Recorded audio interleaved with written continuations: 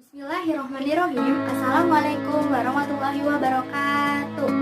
Selamat pagi teman-teman dan selamat pagi Ibu Anggit Yobrilianti STMM.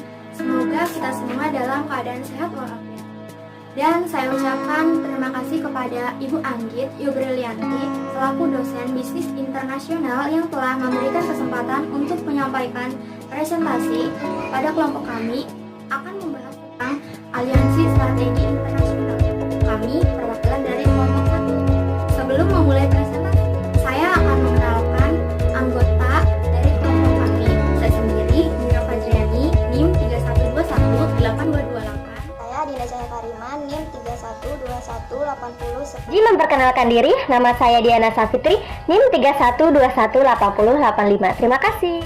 Nama saya Alfa Cakila, NIM 31218056.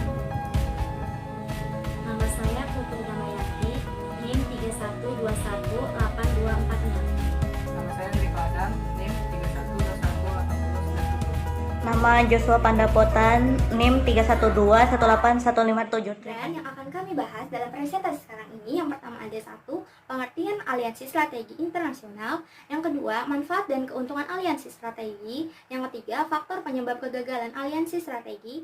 Yang keempat, lingkup strategi aliansi strategi.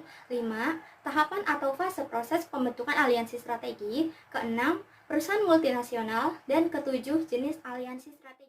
Pembahasan yang pertama yaitu pengertian aliansi strategi. Sebelumnya ada yang tahu nggak nih pengertian aliansi itu apa? Nah, aliansi strategis adalah hubungan formal antara dua atau lebih kelompok untuk mencapai satu tujuan yang disepakati bersama ataupun memenuhi bisnis kritis tertentu yang dibutuhkan masing-masing organisasi secara independen. Pembahasan selanjutnya yaitu manfaat keuntungan aliansi strategi. Pertama, meningkatkan keunggulan bersaing bisnis melalui akses kepada sumber daya partner atau rekanan. Kedua, memungkinkan kecukupan sumber daya kompetensi yang sesuai agar organisasi dapat hidup. Ketiga, memungkinkan partner untuk konsentrasi pada aktivitas terbaik yang sesuai kapabilitasnya. Terakhir, keempat, berbagi pengetahuan dan keahlian. Ada 5 faktor-faktor penyebab kegagalan strategi aliansi. Yang pertama, ketidakcocokan antar partner. Yang kedua, akses ke informasi. Yang ketiga, konflik tentang distribusi penghasilan. Yang keempat, hilangnya otonomi. Yang kelima, perubahan keadaan. Ada 6 lingkup strategi aliansi. Yang pertama, aliansi komprehensif, yaitu terbentuk ketika para partisipan setuju untuk melaksanakan secara bersama-sama berbagai tahapan proses yang membuat produk atau jasa yang dapat dibawa ke pasar. Yang kedua, aliansi fungsional, merupakan lingkup strategi aliansi yang lebih sempit dengan menyertakan hanya satu fungsi bisnis. Yang ketiga, aliansi produksi, merupakan aliansi fungsional di mana dua atau lebih perusahaan membuat atau jasanya masing-masing dengan fasilitas yang dipakai bersama. Yang keempat, aliansi pemasaran, yaitu aliansi fungsional di mana dua atau lebih perusahaan berbagai jasa atau keahlian pemasaran. Yang kelima, aliansi keuangan, merupakan aliansi fungsional di mana perusahaan-perusahaan ingin mengurangi resiko finansial yang terkait dengan proyek tertentu. Yang keenam, aliansi riset dan pengembangan, merupakan aliansi fungsional di mana partner-partner setuju untuk mengadakan riset bersama untuk mengembangkan produk Atau fase proses pembentukan aliansi strategi ada 5. Yang pertama, pembagian strategi. Yang kedua, penilaian rekanan. Yang ketiga, negosiasi kontrak. Yang keempat, operasionalisasi aliansi. Yang kelima, pemutusan aliansi. Perusahaan multinasional. Perusahaan multinasional atau PMN adalah perusahaan yang berusaha banyak di negara.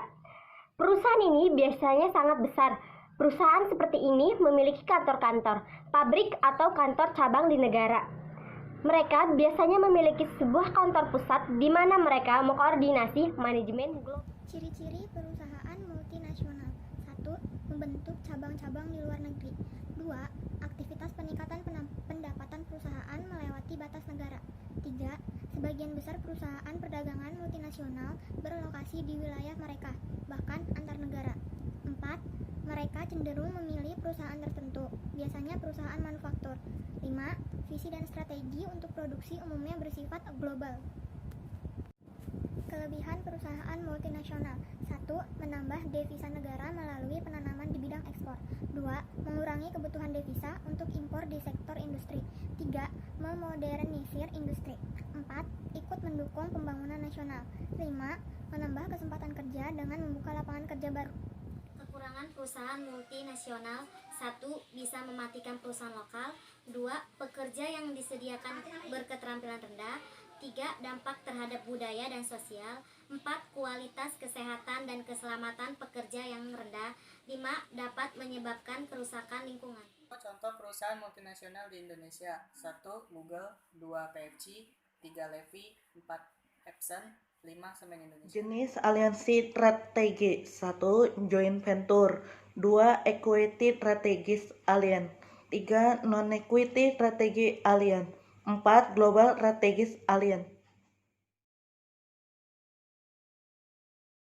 Sekian dari Kelompok 3.